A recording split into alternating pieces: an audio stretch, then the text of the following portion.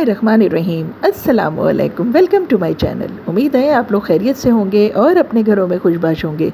तो दोस्तों, इस वक्त सुबह का टाइम है और नाश्ता बना रही हूँ मैं। हस्बैंड का डाइट आटा है ये, उसमें मैंने बिल्कुल थोड़ा सा गेहूँ का आटा भी शामिल कर दिया है और इसे अच्छी तरीके से मैंने गूंद के रख दिया है। और साथ साथ जी अंडे भी फ्राई हो रहे हैं। आज मुझे थोड़ी जल्दी है, इसीलिए मैं दो अंडे एक साथ फ्राई कर रही हूँ। और जल्दी इसलिए है क्योंकि मुझे और मेरे हस्बैंड को फ़ौरन निकलना है और नंद के घर जाना है। उनके बेटे का कॉलेज में एडमिशन हो रहा है, इस सिलसिले में हमें जाना है उन्हें लेके कॉलेज। और बस इसीलिए मैं जल्दी जल्दी नाश्ता बना रही हूँ। और इसके बाद मैंने उसी डाइट आटे से हस्बैंड का पराठा बना रही हूँ, जो बहुत ही मुश्किल से बन रहा है। ये आटा बहुत चिपकता है। और दोस्तों, अगर आपको डाइट आटे की रेसिपी चाहिए तो मैं अपने चैनल पे 2 से 3 दफ़ा इस डाइट आटे की रेसिपी शेयर कर चुकी हूँ। यहाँ मैं लिंक शेयर कर रही हूँ, अगर आप चाहें तो आप वहाँ जाके देख सकते हैं। ये डाइट आटा शुगर पेशेंट्स के लिए बेहतरीन है, इससे शुगर बिल्कुल कंट्रोल रहती है। ये थोड़ा सा एक्सपेंसिव है और बनाने में थोड़ा सा मुश्किल भी होता है, लेकिन सेहत के लिए थोड़ी सी कुर्बानी देनी पड़ती है। तो दोस्तों, नाश्ता करते ही हम फ़ौरन निकल गए थे। मौसम बहुत ही खूबसूरत हो रहा था, वक्फे वक्फे से हल्की हल्की बूंदाबांदी भी हो रही थी, बहुत ही अच्छा लग रहा था। नंद का घर हमारे घर से काफ़ी दूर है, तो जाने में अच्छा खासा टाइम लग गया हमें। तकरीबन 45 मिनट्स में हम उनके घर पहुँचे और बस उन्हें गेट से ही हमने पिक किया और हम कॉलेज की तरफ रवाना हो गए थे। वक्फे वक्फे से हल्की हल्की बूंदाबांदी हो रही थी, मौसम बहुत ही ज़्यादा खुशगवार था, इसलिए लॉन्ग डिस्टेंस में मज़ा भी आ रहा था। एक तरह की लॉन्ग ड्राइव हो गई थी हमारी। और नंद और उनके बेटे को हमने पिक कर लिया था और अब हम जा रहे हैं उनके कॉलेज। हम उनके कॉलेज पहुंच चुके हैं दोस्तों। ये एक गवर्नमेंट कॉलेज है। फर्स्ट टाइम दोस्तों मैं किसी बॉयज़ कॉलेज में आई थी और इसका मैं मैदान देख रही थी, बिल्कुल ही उजाड़ था, इस पर बिल्कुल भी तवज्जो नहीं दी गई थी और बारिश की वजह से जगह जगह पानी भी खड़ा हुआ था। बस दोस्तों, डॉक्यूमेंट्स जमा करा के हम आ गए थे। रास्ता बहुत ही ख़राब था, आप लोगों से बिल्कुल भी शेयर नहीं कर सकी। हम नंद के घर आ गए थे, नंद ने ज़बरदस्ती हमें चाय पे रोक लिया था। मौसम भी कुछ खूबसूरत था तो हमने सोचा चलो चाय पी लेते हैं। और बस ये देखिए जी, नंद का घर मैं आपको दिखा रही हूँ। बारिश का मौसम था तो घर के अंदर अंधेरा अंधेरा सा था, लेकिन फिर भी थोड़ी सी रोशनी भी आ रही थी, लेकिन बहुत ही अच्छा लग रहा था। ठंडा ठंडा मौसम हो रहा था तो बहुत ही मज़ा आ रहा था। बस थोड़ी ही देर में नंद ने चाय वगैरह बना ली थी। मेरे हस्बैंड के जो भांजे हैं वो माशाल्लाह अब कॉलेज जाएंगे, तो थोड़े से एक्साइटेड भी थे, थोड़े से डरे हुए भी थे। बस जल्दी से नंद ने चाय बना ली थी और ये लवाजमात रख दिए थे। चूँकि मौसम बहुत खूबसूरत था इसलिए ये फ्राई चीज़ें खाने में तो बहुत ही मज़ा आ रहा था। साथ साथ बातें भी चल रही थी और कॉलेज के हवाले से कुछ डिस्कशंस भी चल रहे थे। ऐसे मौसम में चाय पीने का अपना ही मज़ा होता है, मगर ये वही जानते हैं जो चाय के शौकीन हो। चाय पीने के दौरान मेरे हस्बैंड जो है वो मुस्तकिल अपने भांजे को समझाए जा रहे थे और उसको सारी इंस्ट्रक्शंस दे रहे थे कॉलेज के हवाले से और पढ़ाई के लिए ज़रूरी हिदायत दे रहे थे। मेरे नंद के जो बेटे हैं बहुत अच्छे हैं, बहुत फर्माबरदार हैं, बहुत इज़्ज़त करते हैं मेरे हस्बैंड की। तो बस नंद के घर से हम रवाना हो चुके हैं और मैं अब आपको दिखाऊंगी यहाँ कराची की सड़कों का हाल। बारिश के बाद सड़कों का क्या हाल हो रहा है, मेरी आंखों देखा हाल है दोस्तों। बहुत ही टूटी फूटी सड़कें हो रही थी और उन टूटी फूटी सड़कों में पानी भी जमा था, जिसकी वजह से डर लग रहा था यहाँ से गाड़ी गुजारते हुए कि कहीं कोई गड्ढा तो नहीं है।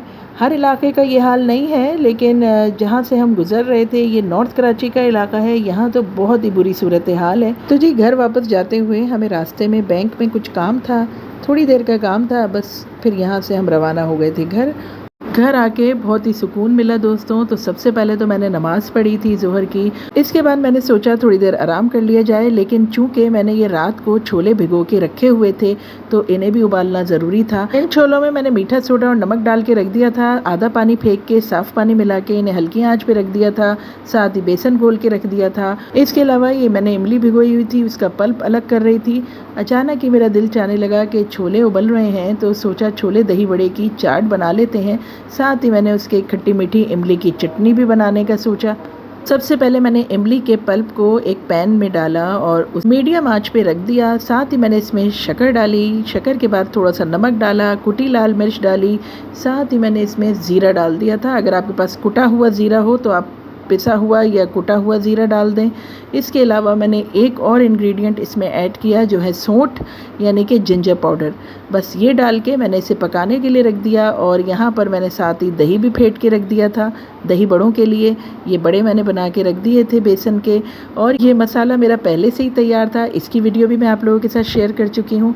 ये देखें जी, इमली का पल्प जो है वो गाढ़ा हो चुका है। बहुत ज़्यादा गाढ़ा नहीं करते हैं इसको, थोड़ा सा पतला ही उतारते हैं। ये देखें रखे रखे ये बिल्कुल गाढ़ी हो जाती है इमली की चटनी, खट्टी मीठी। जितनी देर में मैंने ये सब चीज़ें तैयार की उतनी देर में मेरे छोले भी उबल चुके थे और बस उसके बाद मैंने ये सारी चीज़ें सेट करके टेबल पे रख दी थी। और अब मैं बनाऊंगी यहाँ पर छोले दही बड़े की मिक्स चाट खट्टी मीठी चटनी के साथ। ये स्नैक दोस्तों मुझे बचपन से काफ़ी पसंद है। ये कॉर्न से बना हुआ होता है, तो बस आज मैंने इसको दुकान पे देखा तो बस मैंने ख़रीद लिया था अपने लिए, मेरा दिल चाह रहा था तो वो मैंने सोचा कि अभी मैं खाऊंगी चाय के साथ। तो यहाँ पर जी मैं छोले दही बड़े की चाट अपने लिए बना रही हूँ। देखें मैं कैसे चाट बनाती हूँ।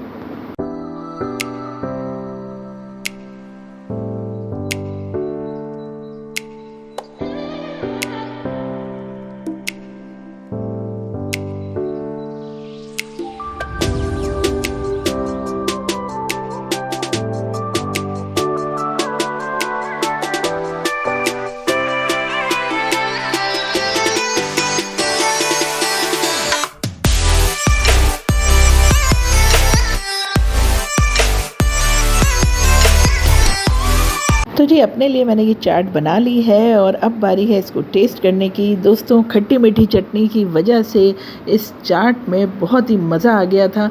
और जब भी आप छोले दही बड़ों की चाट बनाएं इस तरह की खट्टी मीठी चटनी ज़रूर बनाएं, कोई ज़्यादा मुश्किल भी नहीं है और घर बैठे आप एक मज़ेदार सी चना चाट से लुत्फ़अंदोज़ हो सकते हैं। तो ज़रूर ट्राई कीजिएगा। तो जी चाय वगैरह एंजॉय करने के बाद मैं आ गई थी किचन में। यहाँ मैं शामी कबाब बनाने की तैयारी कर रही हूँ। मैंने सबसे पहले पैन में डाला गोश्त और उसके बाद मैंने इसमें चने की दाल डाली, साथ ही मैंने मोटा गरम मसाला डाला, एक तेज़पत्ता भी डाला और इसके बाद नमक, कुटी लाल मिर्च और हल्दी डाल दी थी थोड़ी सी, साथ ही थोड़ी सी प्याज अदरक लहसुन डाल दिया था। सब चीज़ें मोटी डाली थी क्योंकि जब हम इसे पीसेंगे तो ये सब चीज़ें पिस जाएंगी, तो इसीलिए हर चीज़ पिसी हुई डालने की ज़रूरत नहीं है। अच्छी तरह मैंने मिक्स कर दिया और इसे मैंने चूल्हे पर रख दिया था। मीडियम स्लो आंच पे ये काफ़ी देर पकता है और जब तक ये गले नहीं आपने इसे पकाते रहना है। और अगर आपके पास कुकर है तो बहुत जल्दी ये बन जाएगा। शामी कबाब के साथ मैंने सोचा कि थोड़ी सी सब्ज़ी फ्राई कर लेती हूँ। मेरे पास आलू, बंद गोभी, शिमला मिर्च रखी हुई थी तो मैंने उसे बना लिया था और साथ ही उसमें अंडे भी डाल दिए थे ताकि ये और टेस्टी बन जाए। जितनी देर में सब्ज़ी बनी उतनी देर में ये शामी कबाब का मसाला जो है वो ड्राई हो चुका था। तो अब मुझे इसे चॉप करना था चॉपर में। ये देखें जी मैं इसे पीस रही हूँ और साथ ही पीसते वक्त मैंने ये प्याज, पुदीना, हरी मिर्च और अदरक ये आपने ज़रूर डालना है चॉप करके। आप चाहें तो इसे अलग से चॉप करके मिला लें।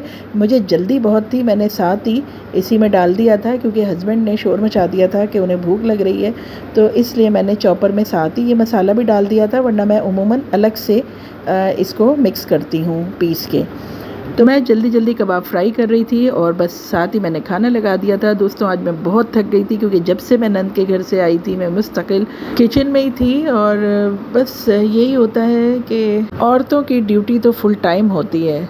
तो बस जी ये था मेरा आज का फुल डे रूटीन जो मैंने आप लोगों के साथ शेयर किया। मैं मिलती हूँ कल एक नए व्लॉग में। अपना ख्याल रखिएगा। अल्लाह हाफिज़ एंड गुड बाय।